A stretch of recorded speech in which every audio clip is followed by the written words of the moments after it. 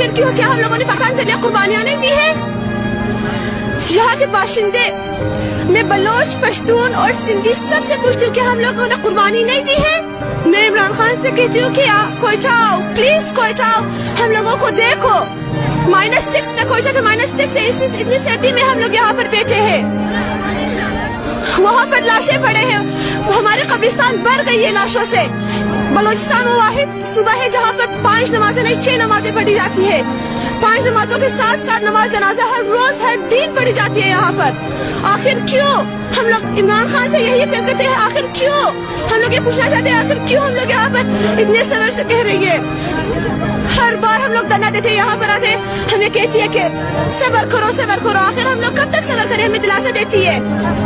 ہم لوگ اس بار دلاسے میں نہیں رہیں گے، عمران خان خود آئے اور ہمیں کہے کہ اس بار نہیں ہوگا، آج کے بعد ہزارہ برادری کے ساتھ احسان نہیں ہوگا، آج کے بعد عمران خان